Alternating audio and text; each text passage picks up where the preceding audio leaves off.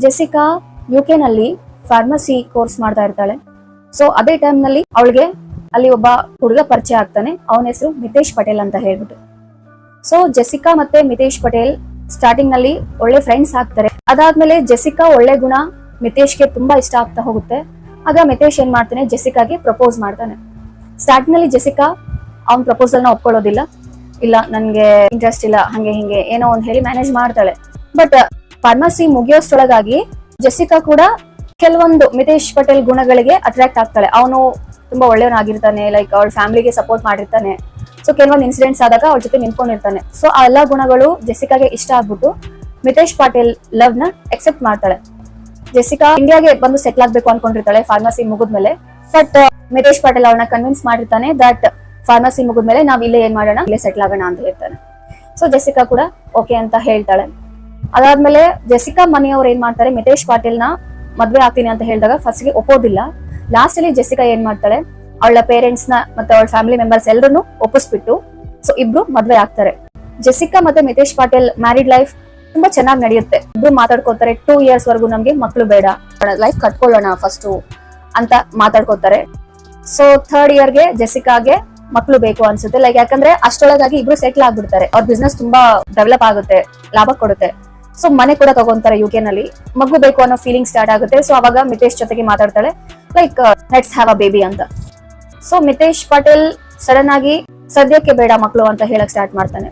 So ಇನ್ನೊಂದ್ thing ಏನಿರುತ್ತಂದ್ರೆ physical relationship 2 years ವರೆಗೂ ಚೆನ್ನಾಗಿತ್ತು ಇಬ್ರು ಮಧ್ಯನು. But after that 3rd year ಅನ್ನೋಷ್ಟಲ್ಲಿ ಮಿತೇಶ್ ಪಟೇಲ್ ಕಂಪ್ಲೀಟ್ ಆಗಿ ಜೆಸಿಕಾನ ಅವಾಯ್ಡ್ ಮಾಡಕ್ ಸ್ಟಾರ್ಟ್ ಮಾಡಿದ್ದ. Avoid means like physically.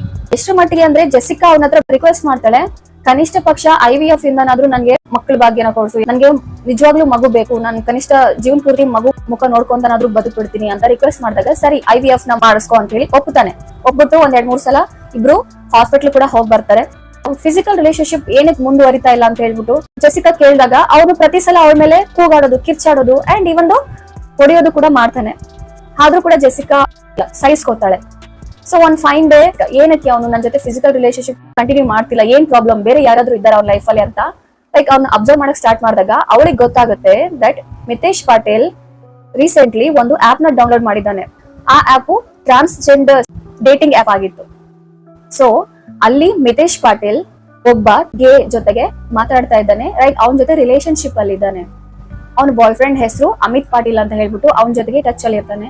ಅದು ಗೊತ್ತಾಗಿ ಜೆಸಿಕಾ ಜಗಳ ಮಾಡ್ತಾಳೆ. ಲೈಕ್ ಏನಕ್ಕೆ ಹಿಂಗ್ ಮಾಡ್ದೆ, ಒಂದ್ ವೇಳೆ ನಿನ್ಗೆ ಗೇ ಆಗ್ಬೇಕು ಅಂತ ಆಸೆ ಇತ್ತು ಅಂದಿದ್ರೆ ನನ್ನ ಏನಕ್ಕೆ ಮದ್ವೆ ಆದೆ ನೀನು, ಹಿಂಗೆಲ್ಲ ಜಗಳ ಮಾಡಕ್ ಸ್ಟಾರ್ಟ್ ಮಾಡಿದಾಗ ಇವನ್ಗೆ ಕೋಪ ಬಂದು ತುಂಬಾ ಬೈಯೋದು ಹೊಡೆಯೋದು ಮಾಡಕ್ ಸ್ಟಾರ್ಟ್ ಮಾಡ್ತಾನೆ. ಆಬ್ವಿಯಸ್ಲಿ ಟಾರ್ಚರ್ ಕಂಟಿನ್ಯೂ ಆಗುತ್ತೆ. ಅಟ್ಲೀಸ್ಟ್ ಬಿಸ್ನೆಸ್ ಆದ್ರೂ ಚೆನ್ನಾಗಿ ನಡೀತಾ ಇದೆ.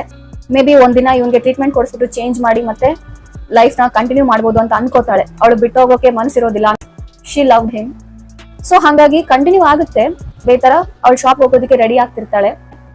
ಸೊ ಶಿಫ್ಟ್ ವೈಸ್ ಕೆಲಸ ಮಾಡ್ತಿರ್ತಾರೆ ಶಾಪ್ ಅಲ್ಲಿ. ಸೊ ಬೆಳಿಗ್ಗೆ ಇವಳಂದ್ರೆ ಈವ್ನಿಂಗ್ ಅವನು, ಈ ತರ ಕೆಲಸ ಶಿಫ್ಟ್ ವೈಸ್ ಮಾಡ್ತಿರ್ತಾರೆ. ಜೆಸಿಕಾ ಹೋಗೋದಕ್ಕೆ ರೆಡಿ ಆಗ್ತಾ ಇರ್ಬೇಕಾದಾಗ ಸಡನ್ ಆಗಿ ಹಿಂದಿಂದ ಬಂದ್ಬಿಟ್ಟು ಮಿತೇಶ್ ಅವಳಿಗೆ ಇನ್ಸುಲಿನ್ ಇಂಜೆಕ್ಷನ್ ನ ಚುಚ್ತಾನೆ ಹಿಂದೆಯಿಂದ. ಸೊ ಅವಳು ಸಡನ್ ಆಗಿ ಕೆಳಗೆ ಬೀಳ್ತಿದ್ದಂಗೆನೆ ಅವಳ ಮುಖಕ್ಕೆ ಪಾಲಿಥಿನ್ ಕವರ್ ಹಾಕ್ಬಿಟ್ಟು ಅವಳನ್ನ ಕಂಪ್ಲೀಟ್ ಆಗಿ ಕೆಳಗಡೆ ಬೀಳಿಸಿ ಅವಳು ಉಸಿರು ನಿಲ್ಲೋವರೆಗೂ ಪ್ರೆಷರ್ ಹಾಕ್ತಾನೆ, ಸಾಯಿಸ್ಬಿಡ್ತಾನೆ. ಜೆಸಿಕಾ ಸತ್ ಹೋದ್ಮೇಲೆ ಮುಖ ಮತ್ತೆ ಬಾಯಿನ ಟೇಪ್ ಇಂದ ಕವರ್ ಮಾಡ್ಬಿಟ್ಟು ಹೊರಗಡೆ ಹೋಗ್ತಾನೆ. ಪೊಲೀಸ್ ಕಾಲ್ ಮಾಡಿ, ಸರ್ ನಮ್ಮ ಮನೆಗೆ ಯಾರೋ ಕಳ್ಳರು ನುಗ್ಬಿಟ್ಟಿದ್ದಾರೆ, ದಯವಿಟ್ಟು ಹೆಲ್ಪ್ ಮಾಡಿ, ನನ್ನ ಹೆಂಡತಿ ಕೂಡ ಸತ್ತೋಗ್ಬಿಟ್ಟಿದ್ದಾಳೆ ಅಂತ ಹೇಳ್ಬಿಟ್ಟು ಕಾಲ್ ಮಾಡಿದಾಗ ಪೊಲೀಸ್ ಕೂಡ ಬಂದ್ಬಿಟ್ಟು ಇನ್ವೆಸ್ಟಿಗೇಟ್ ಮಾಡ್ತಾರೆ. ಸೊ ಎಲ್ಲಾ ಕಡೆಯಿಂದ ಇನ್ವೆಸ್ಟಿಗೇಟ್ ಮಾಡಿದಾಗ ಯಾವ್ದೇ ರೀತಿ ಕ್ಲೂ ಸಿಗಲ್ಲ. ಇವನು ಪೊಲೀಸ್ ಮುಂದೆ ಮತ್ತೆ ಅವ್ರ ಫ್ಯಾಮಿಲಿ ಮೆಂಬರ್ಸ್ ಕೂಡ ಬರ್ತಾರೆ. ಅವ್ರ ಮುಂದೆನೂ ಕೂಡ ನಾಟಕ ಮಾಡ್ತಾನೆ. ಲೈಕ್ ಹೆಂಗೆ ಅಂದ್ರೆ ಜೆಸಿಕಾ ಅಂದ್ರೆ ಅಷ್ಟು ಪ್ರಾಣ ಆಯ್ತು ಅವನ್ಗೆ ಅನ್ನೋ ತರ ನಾಟಕ ಮಾಡ್ತಾನೆ. ಲೈಕ್ ಅವ್ರ ಮನೆಯವ್ರನ್ನೆಲ್ಲ ತಪ್ಕೊಂಡು ಅಳೋವಂಥದ್ದು. ಹಿಂಗೆ ಈ ಜೆಸಿಕಾ ಕೇಸ್ ಬಗ್ಗೆ ಯಾವ್ದೇ ರೀತಿ ಸುಳ್ಳು ಸಿಗದೆ ಇರುವಂತ ಸಂದರ್ಭದಲ್ಲಿ ಲಾಸ್ಟ್ ಅಲ್ಲಿ ಪೊಲೀಸ್ಗೆ ಮಿತೇಶ್ ಮೇಲೆ ಡೌಟ್ ಬರಕ್ ಸ್ಟಾರ್ಟ್ ಆಗುತ್ತೆ. ಹೆಲ್ತ್ ಆಪ್ ಅನ್ನೋಂತ ಒಂದು ಆಪ್ ನ ಯೂಸ್ ಮಾಡ್ತಿರ್ತಾರೆ. ಇಬ್ರು ಮೊಬೈಲ್ ಅಲ್ಲಿ ಇರುತ್ತೆ. ಆ ಆಪ್ ಅಲ್ಲಿ ಇವ್ರಿಬ್ರು ಮೂವ್ಮೆಂಟ್ ಕೂಡ ರೆಕಾರ್ಡ್ ಆಗಿರುತ್ತೆ. ಅವಳು ಸತ್ ಮೇಲೆ ಅವಳ ಫೋನ್ ನ ಇವ್ನ್ ತಗೊಂಡೋಗಿರ್ತಾನೆ, ಯಾರು, ಮಿತೇಶ್ ಪಾಟೇಲ್. ಸೊ ಆ ರೆಕಾರ್ಡ್ಸ್ ನ ಚೆಕ್ ಮಾಡಿದಾಗ ಸೊ ಅವಳು ಸತ್ ಮೇಲೆ ಅವಳ ಫೋನ್ ಇವನ ಹತ್ರ ಏನಕ್ಕಿದೆ, ಅವಳು ಸತ್ ಸ್ವಲ್ಪ ಹೊತ್ತಿಗೆ ಇವನ ಹತ್ರ ಫೋನ್ ಹೋಗಿದೆ ಅಂದ್ಮೇಲೆ ಸೊ ಬಹುಶಃ ಇವನೇ ಏನೋ ಮಾಡಿದಾನ ಅಂತ ಹೇಳಿ ಅವನನ್ನ ಅರೆಸ್ಟ್ ಮಾಡ್ತಾರೆ. ಅರೆಸ್ಟ್ ಮಾಡಿ ವಿಚಾರಣೆ ಮಾಡಿದಾಗ ಗೊತ್ತಾಗುತ್ತೆ ದಟ್ ಹೇಳ್ಕೊತಾನೆ ಪೊಲೀಸ್ ಹತ್ರ, ಹೌದು ಜೆಸಿಕಾನ ನಾನೇ ಕೊಲೆ ಮಾಡಿದ್ದು ಅಂತ. ಪೊಲೀಸ್ ಇನ್ವೆಸ್ಟಿಗೇಷನ್ ಮುಂದುವರಿಸಿ ಕೇಳಿದಾಗ ಏನಕ್ಕೋಸ್ಕರ ಅಂತ, ಇಲ್ಲ ನಾನು ಆಕ್ಚುಲಿ 5 ವರ್ಷದ ಹಿಂದೆಯಿಂದನೇ ನಾನು ಜೆಸಿಕಾನ ಕೊಲೆ ಮಾಡೋದಕ್ಕೋಸ್ಕರ ಪ್ಲಾನ್ ಮಾಡ್ತಾ ಇದ್ದೀನಿ. ಅದನ್ನು ಅಡ್ಮಿಟ್ ಮಾಡ್ತಾನೆ ದಟ್ ಅವನು ಗೇ ಆಗಿ ಬದಲಾಗಿರುವಂತದ್ದು, ಗೇ ಆಗಿ ಬದಲಾಗಿ ಆಸ್ಟ್ರೇಲಿಯಾದಲ್ಲಿರುವಂತ ಅವನ ಬಾಯ್ ಫ್ರೆಂಡ್ ಜೊತೆಗೆ ಹೋಗಿ ಸೆಟ್ಲ್ ಆಗ್ಬೇಕು ಅನ್ನೋಂತ ಪ್ಲಾನ್ ಮಾಡಿರ್ತಾನೆ. ಸೊ ಹಂಗಾಗಿ ಜೆಸಿಕಾನ ಕೊಲೆ ಮಾಡ್ಬೇಕು ಅಂತ ಅನ್ಕೊಂಡಿರ್ತಾನೆ. ಪೊಲೀಸ್ ಅವನ್ಗೆ ಚೀಮಾರಿ ಹಾಕ್ತಾರೆ, ಹೆಂಗ್ ಮಾಡ್ದೆ ಇದೆಲ್ಲ ನೀನು, ಲಾಸ್ಟ್ ಅಲ್ಲಿ ಏನ್ ಮಾಡ್ಬೇಕು ಅಂತ ಮಾಡಿದೆ, ಏನ್ ಪ್ಲಾನ್ ಇತ್ತು ನಿನ್ಗೆ, ಕೊಲೆ ಮಾಡಿ ತಪ್ಪಿಸ್ಕೋಬಹುದು ಅನ್ಕೊಂಡಿದ್ಯಾ ಅಂತ ಎಲ್ಲ ಬೈದಾಗ ಅವ್ನು ಹೇಳ್ತಾನೆ, ನಾನು ಅನ್ಕೊಂಡಿದ್ದಿಷ್ಟೇ. ಇದೆಲ್ಲ ಆದ್ಮೇಲೆ ಅವಳ ಹೆಸರಲ್ಲಿ 2000 ಪೌಂಡ್ ಇನ್ಶೂರೆನ್ಸ್ ಇತ್ತು, ಅದನ್ನ ತಗೊಂಡ್ಬಿಟ್ಟು ಇನ್ನೂ 15 ದಿನದಲ್ಲಿ ನಾನು ಕ್ಲೇಮ್ ಆಗೋದಿತ್ತು. ಇನ್ಶೂರೆನ್ಸ್ ಅಮೌಂಟ್ ನ ತಗೊಂಡ್ಬಿಟ್ಟು ಆಸ್ಟ್ರೇಲಿಯಾಕ್ಕೆ ಹೋಗ್ಬಿಟ್ಟು ಆಸ್ಟ್ರೇಲಿಯಾದಿಂದ ನನ್ನ ಬಾಯ್ ಫ್ರೆಂಡ್ ನ ಕರ್ಕೊಂಡು ಬೇರೆ ಕಡೆ ನಾನು ಹೋಗಿ ಪ್ಲೇಸ್ ಅಲ್ಲಿ ಹೋಗಿ ಸೆಟ್ಲ್ ಆಗ್ಬೇಕು ಅಂತ ಅನ್ಕೊಂಡಿದ್ದೆ ಅಂತ ಹೇಳ್ಕೊತಾನೆ. ನನ್ಗೆ ಅನ್ಸಿದ್ದೇನಂದ್ರೆ, ಒಂದ್ ವೇಳೆ ನಿನ್ಗೆ ಜೆಸಿಕಾ ಇಷ್ಟ ಇಲ್ಲ ಅಂದಿದ್ದೆ, ಅವಳ ಜೊತೆ ಡಿಸ್ಕಸ್ ಮಾಡ್ಬಿಟ್ಟು, ಇಲ್ಲ ನಾನು ಈ ರೀತಿ ಚೇಂಜ್ ಆಗಿದ್ದೀನಿ, ನಾನು ನನ್ನ ಬಾಯ್ ಫ್ರೆಂಡ್ ಜೊತೆ ಹೋಗಿ ಸೆಟ್ಲ್ ಆಗ್ಬೇಕು, ನಿನ್ಗೆ ಡಿವೋರ್ಸ್ ಕೊಟ್ಬಿಡ್ತೀನಿ ಅಂತ ಏನಾದ್ರು ಡಿಸ್ಕಸ್ ಮಾಡಿದ್ರೆ ಬಹುಶಃ ಇಲ್ಲಿ ಅವಳ ಜೀವ ಹೋಗ್ತಾ ಇರ್ಲಿಲ್ಲ. ಸೊ ಈ ಕೇಸ್ ಬಗ್ಗೆ ನೀವೇನ್ ಹೇಳಕ್ ಇಷ್ಟಪಡ್ತೀರಾ?